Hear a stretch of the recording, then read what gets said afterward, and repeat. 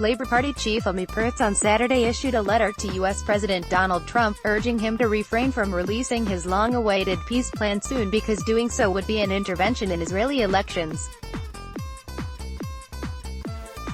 Trump said on Thursday that he will release the plan ahead of a Tuesday meeting with Prime Minister Benjamin Netanyahu.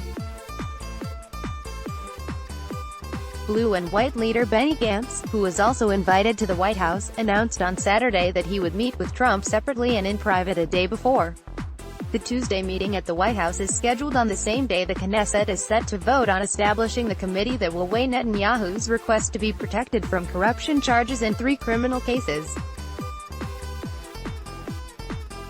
Get the Times of Israel's daily edition by email and never miss our top stories. Free sign up. The timing of the release of the plan, which according to media reports is unprecedented in its concessions toward Israel, has led many politicians and commentators to say it appears to be an effort by the U.S. leader to boost Netanyahu's prospects ahead of the March 2 election.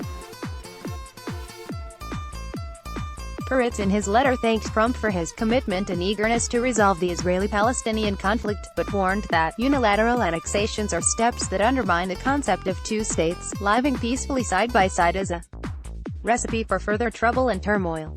He went on to say that the timing of this presentation constitutes an interference in the Israeli election, scheduled for March 2. I am confident that this was not your intention. Once a new government is formed in Israel, your continued support and intermediation will be, as always, welcomed and cherished. Peretz wrote in English in the missive.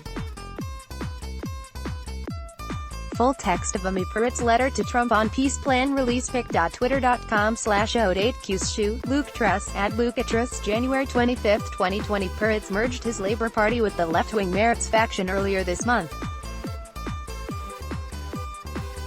Labor previously joined with the centrist Gesher alliance ahead of last September's national vote.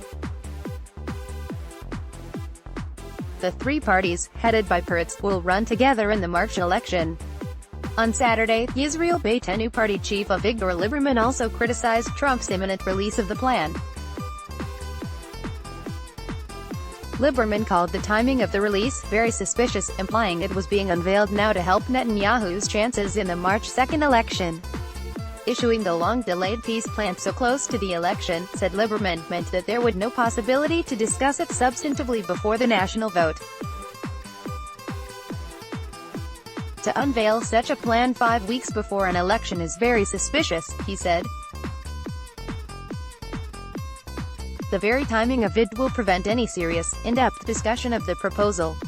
And in a peace plan, he added, every word and every line counts. Lieberman also accused Netanyahu of running away to the U.S. by traveling to Washington this coming week to discuss the peace initiative. Yisrael Beitenu chairman Avigdor Lieberman speaks during a Friday culture event in Glilit, on December 20, 2019. Tomer Newberg, Flash 90, Netanyahu on Saturday called the invitation to Washington a historic moment, and an opportunity that should not be missed. Today in the White House, we have the greatest friend Israel has had, and so we have the greatest opportunity. Netanyahu said.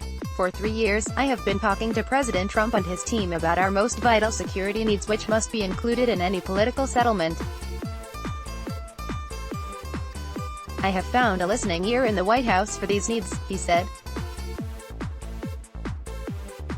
Blue and white chairman Benny Gantz addressing press in Ramat Gan, on January 25, 2020. Alad Malka, blue and white, under the terms of the soon-to-be-released plan, Israel would retain overall security control of the entire West Bank even if a Palestinian state is established in parts of it, Israeli TV reports said Friday. Channel 13 said it would ultimately provide for a demilitarized Palestinian state in some 80% of the West Bank, under overall Israeli control.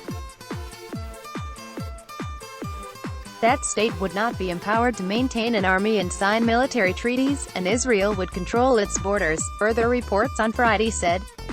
The Channel 13 report said the U.S. expects the Palestinians to reject the plan, but would encourage them to think again, and would say that the 80% of West Bank territory intended for their state would be kept for them for several years. The various Israeli reports on the plan to date have made no mention of the intended fate of the Hamas-controlled Gaza Strip. U.S. President Donald Trump arrives at Miami International Airport en route to attend the Republican National Committee winter meetings, January 23, 2020. AP, Evan Vucci, Israeli reports have described the deal as the most pro-Israel plan ever presented by a U.S. administration. The Palestinian Authority has preemptively rejected the plan and is reportedly threatening to cancel its security coordination with Israel in the West Bank if it moves ahead. The PA has had no substantive dealings with the U.S. administration since Trump recognized Jerusalem as Israel's capital in December 2017. U.S. is seeking to encourage allied Arab foreign ministers to attend Tuesday's White House meeting, thus far to no avail, Channel 12 said. Netanyahu is reportedly hoping to use the U.S. initiative to deflect attention from his legal troubles and the drama that is set to take place at the Knesset this coming week. The premier has been charged with fraud and breach of trust in 3 criminal cases and bribery in one of them, but has painted the accusations as part of a witch hunt by the media and the left. Let's block ads. Why?